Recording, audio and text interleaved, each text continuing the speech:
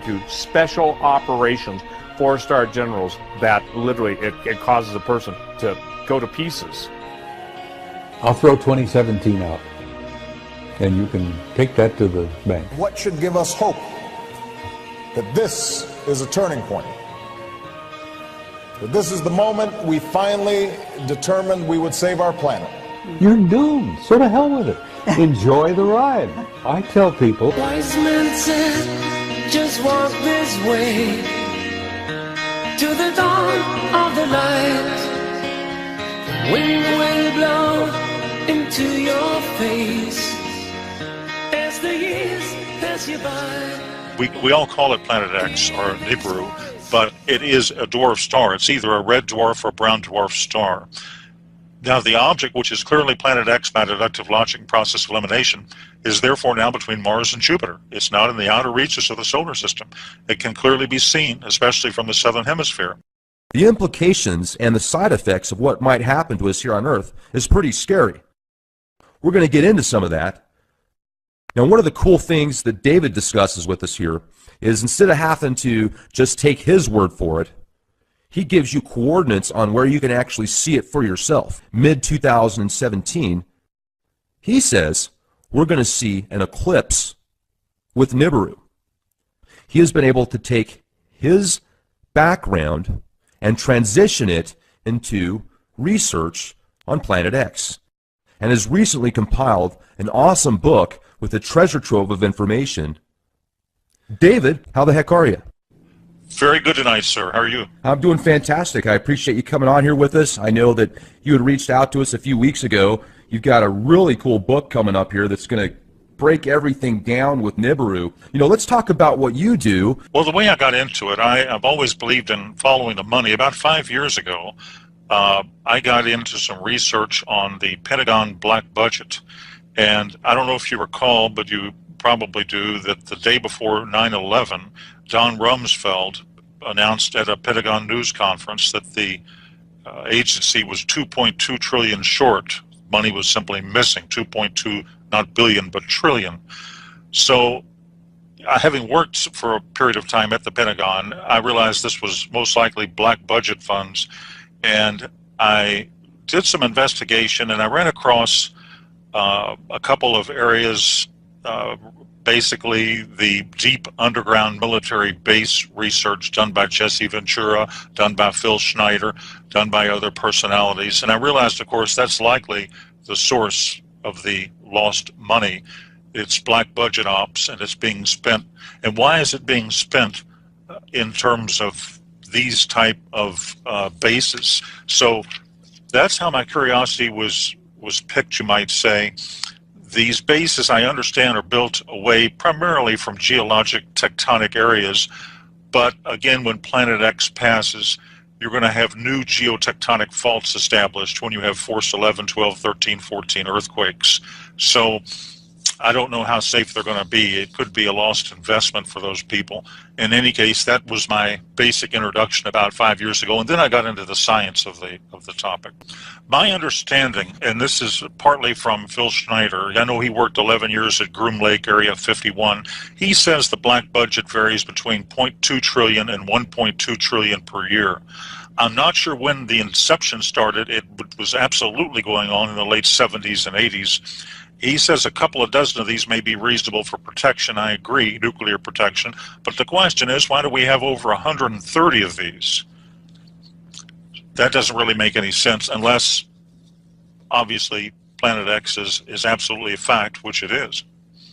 Well, so, 4 years ago, I remember reading an article on Yahoo News that claimed eventually people are going to be able to look up in the sky and they're going to see what looks like a second sun, but really it's a giant sun that exploded. I think they said it was Betelgeuse or something like that. So in my mind, when I read stuff like that in the news, I think it's, the forces behind the scenes or whoever's kind of orchestrating the media prepping people, subconsciously getting them ready for this type of event. First, it's just an explosion that looks like a sun, and then, hey, oh, it is a sun.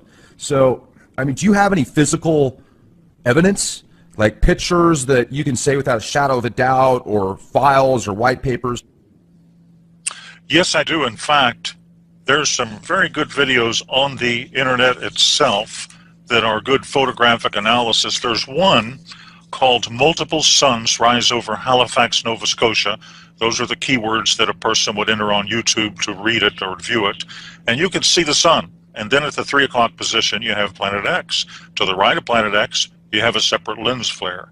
Now, that doesn't reflect the lens flare, of course, in the water below. But Planet X is generating its own light, and you can see its reflection, therefore, in the water below.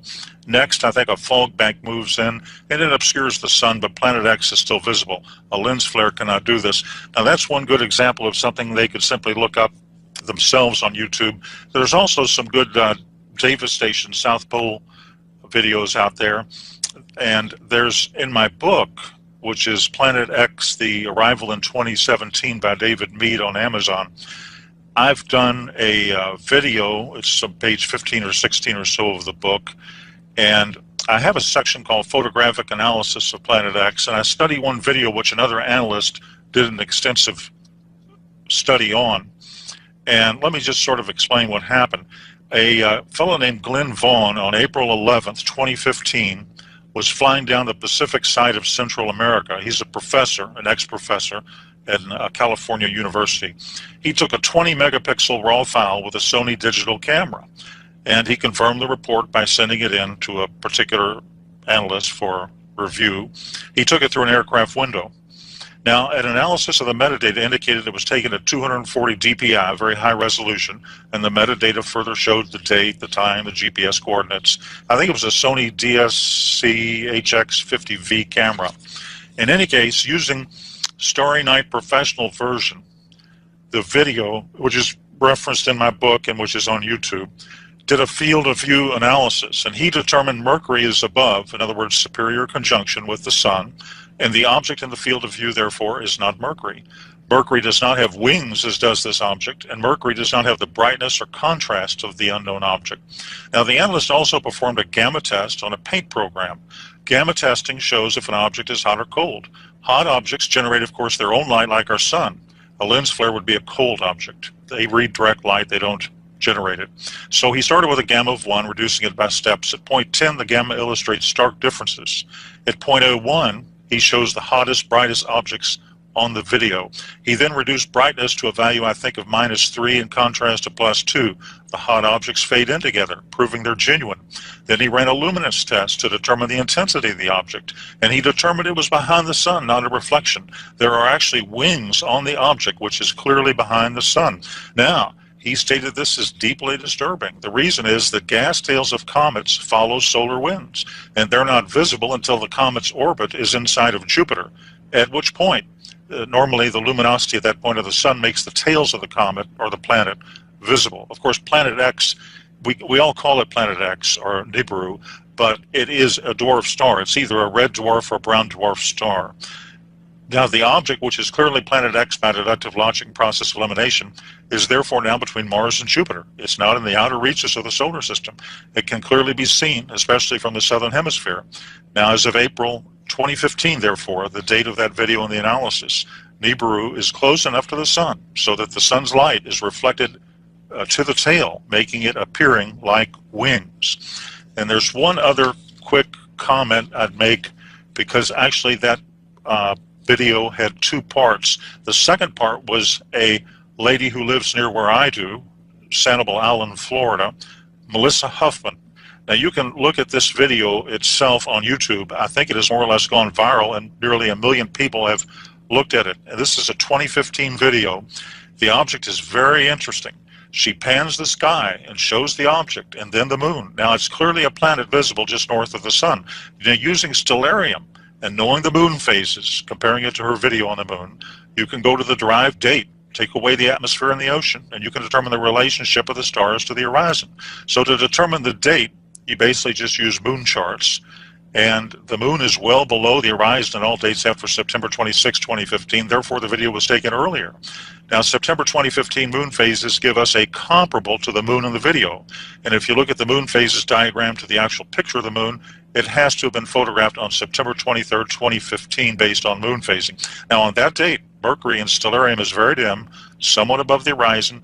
Also, I believe it's in a different location than the unknown object. All other planets are below the horizon. The video therefore conclusively and plainly shows an unidentified planet, or dwarf star, planet X, of some significant magnitude quite clearly. So I can reach no other conclusion, and the analyst did himself, than this is a rare photo from this hemisphere of planet X approaching us.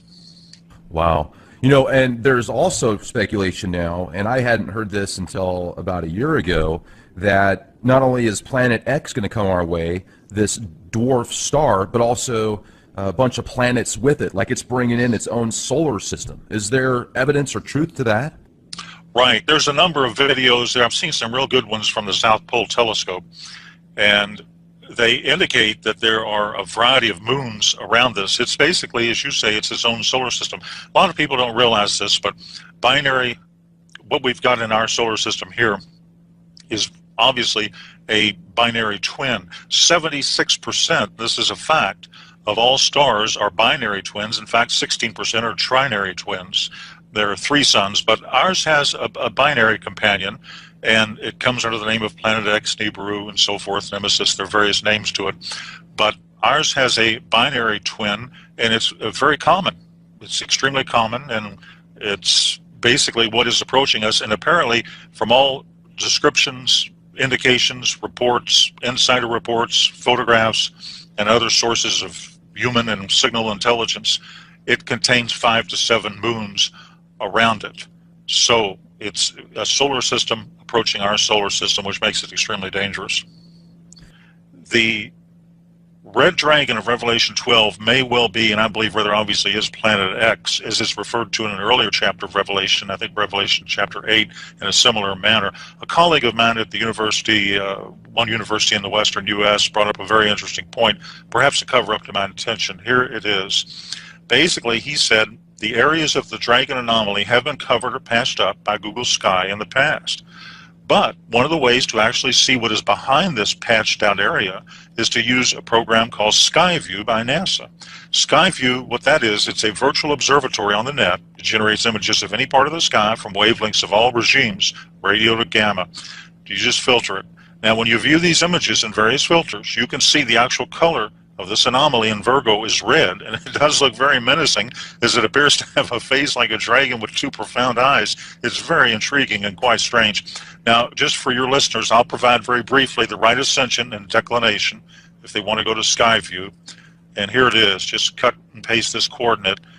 Here's the right ascension, 13 hours, 50 minutes, 44 seconds. Here's the declination, and that would be minus 8 hours, 13 minutes and 59.7 seconds. So right ascension is the celestial equivalent of longitude, and in the sky latitude is called declination. So you just enter those coordinates, and then on Skyview you just choose the Iris 100 micron telescope setting, and there you are. You've never seen an object quite like this one. Now, the sign itself might be a sweeping parenthetic of that entire biblical 70th week of Daniel, which is a key to solving the most complex cryptogram in existence, the Book of the Apocalypse. As to what it is, the astronomical scientific community, I think, is keeping a very low profile. And the question is, why did they ever cover it up to begin with? Well, and not only that, if we could get into some of the more scientific stuff as well. Because it's so close now, it's different. When it was first observed, probably the first time it was actually observed, it was observed in the infrared spectrum in 1983 by a orbiting Earth satellite telescope called the Infrared Astronomical Satellite. And this is when all those articles appeared in the Washington Post and the New York Times and so forth. And that's when, right before blackout occurred, there were some articles over a 6 to 12 month period of time when it was pretty much spoken freely of, and then all of a sudden I think they realized the seriousness of the matter, and they went ahead and produced a blackout. Now, remember this, the blue daytime sky is going to hide Planet X until it eclipses the sun. But there is going to be a full disk solar eclipse right after September 23rd, 2017. This occurs, if you look at moon charts, on October 5th, 2017. And what happens, of course, during a full disk solar eclipse is the sky turns black, And that will reveal at that point, that week, in my opinion, the week of October 5th to 12th, according, if the book of Revelation is true, because this ties in perfectly with it, that could well be the exact month that we can first see it with the naked eye. So, in my opinion, combined with a predictive computer-generated astronomical model, the Bible, the book of Revelation, the Apocalypse, tells us that the red dragon, or Planet X, or Nibiru, appears after September 23rd, 17, but it has to appear before October 11th, 2017. At that date, October 11th, 2017, the sign in Virgo, the woman Virgo, will no longer be, quote, pregnant. Then the red dragon, or Planet X, therefore must make it an appearance before October 11th. So that seems to be a cutoff date.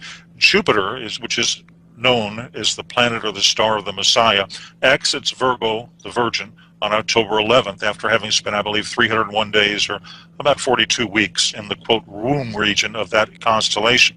And again, after that point, the woman will no longer be pregnant. So that gives us a very narrow window, just to use Book of Revelation or the Apocalypse as sort of an intel briefing.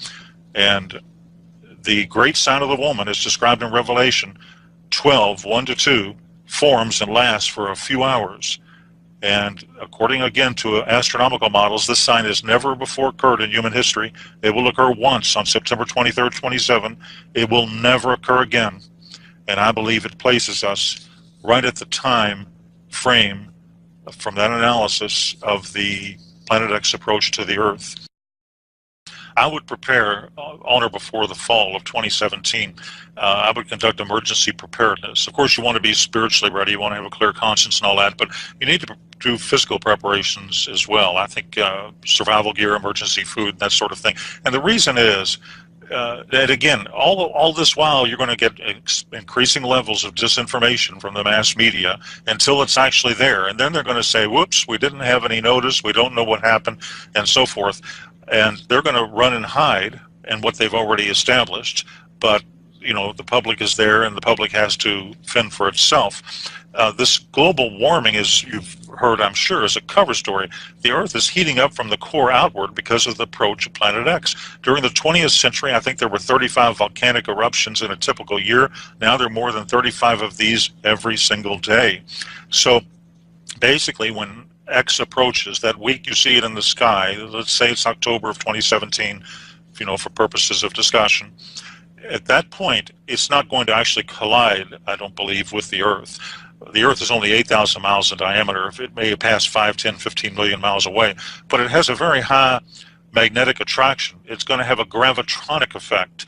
It's going to cause the shifting of the Earth's crust. It's going to cause major volcanic activity. It's going to cause tidal waves. And when a pole shift happens, the ocean literally comes up out of its basin. So you're going to have major weather changes, seismic activity, and volcanic eruptions. Probably at that point, Yellowstone, the Yellowstone super caldera, will likely erupt. That could affect up to a third of the United States, cover it with ash. Well, let me jump in here for a second. I'm glad you brought that up, because you can clearly tell a difference now with how hot the sun is. I mean, even if you look at the same temperature, you know, 75 degrees now versus 75 degrees 10 years ago, although it's the same temperature, the sun on your skin even, there's just more heat there. If you go to the book of Revelation, the Revelation indicates that the sun is going to be hotter at that time frame. Now, the EMP effect, Planet X has a massive tail. It's fantastically charged. It's magnetic. The tail has moons and rocks in it. Now, this can down aircraft and satellite when it passes. It can affect the electrical grid. Now, of course, NASA, JPL, and the other disinformation sources ignore this data. But here are the facts. The Earth has a nickel and iron core. Now, this generates its magnetic field. However, the magnetosphere has large holes in it. The magnetosphere is a static shield. Now, under routine solar conditions, it protects the Earth from coronal mass ejections. But when Planet X arrives, we're no longer under routine solar conditions. Now, you know that the magnetic poles have been shifting towards Russia at maybe 40 miles an hour a year. But when Planet X arrives, the physical poles will shift. Now, this will create some hyper-earthquakes, tsunamis, and the shifting of land masses. So if you want to look at a few different states, one thing people can do to protect themselves is simply be in the right location when it happens. Now, there's a few states to avoid. And California is highly dangerous. It's composed of rock plates. Now, when rock is compressed, it breaks. And you'll see the crumbling of rock, of course, as this mass goes upwards. Now, the West Coast will have major catastrophic changes, synergistic proportions, tidal waves, high hurricane force winds, earthquakes on the fault lines, volcanic activity over the magma. So it's highly dangerous. And I think the long-term danger is in riding out the shifts for those who are living near the boundaries of plates. Now, cities without mountains as a backdrop can just be washed out to sea. You'll have broken gas and water lines. San Francisco, it's on the San Andreas and other fault lines. A lot of the population will be trapped. Water will overflow the city. Survival will be minimal. California is not a good bet. Now, the area around Arizona, on the other hand, the Hoover Dam probably won't survive because of earthquake activity. And you'll have rivers flooding, and areas within rivers should probably be avoided. But you look at Phoenix and some of these main cities. Arizona has withstood many a pole shift. The area around Tucson is safe. Florida is another very dangerous state. Its highest elevation is 105 meters in the Panhandle. But as for Central and South Florida and the Keys, these parts can be devastated by a tide of water. Colorado, for example, is a safe area. The domestic division of the CIA is relocating to Colorado. That should give viewers many clues right there. And of course, one of the safest parts of the country is the Ozarks, northern Arkansas, southern Missouri, average elevation close to 1,000 feet, self-sufficient water supply, agricultural land. They'll do well. They're also isolated from large metropolitan areas, and they're well enough inland to avoid flooding through, tidal waves. So it's part of the preparation is probably geographic. But I would expect when it hits, when you see this object in the sky, you'll have 1 to 2 days to accumulate all of the emergency food and water you can. I would accumulate at least a 3-month supply. I would highly recommend people educate themselves, understand the whole picture, and probably take action at that point. Wise men said, just walk this way. Now, the object, which is clearly Planet X by deductive logic process of elimination, is therefore now between Mars and Jupiter. It's not in the outer reaches of the solar system. It can clearly be seen, especially from the southern hemisphere. The implications and the side effects of what might happen to us here on Earth is pretty scary. We're going to get into some of that. Now, one of the cool things that David discusses with us here is instead of having to just take his word for it, he gives you coordinates on where you can actually see it for yourself. Mid-2017, he says we're going to see an eclipse with Nibiru. He has been able to take his background and transition it into research on Planet X, and has recently compiled an awesome book with a treasure trove of information. Into special operations, 4-star generals that literally it causes a person to go to pieces. I'll throw 2017 out, and you can take that to the bank. What should give us hope that this is a turning point? That this is the moment we finally determined we would save our planet. You're doomed. So to hell with it. Enjoy the ride. I tell people. Wise men said, just walk this way to the dawn of the light.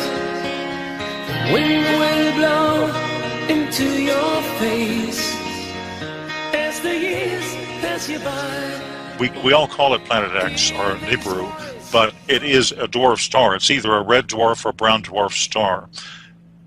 David, how the heck are you? Very good tonight, sir. How are you? I'm doing fantastic. I appreciate you coming on here with us. I know that you had reached out to us a few weeks ago. You've got a really cool book coming up here that's going to break everything down with Nibiru. Let's talk about what you do. Well, the way I got into it, I've always believed in following the money. About 5 years ago, I got into some research on the Pentagon black budget.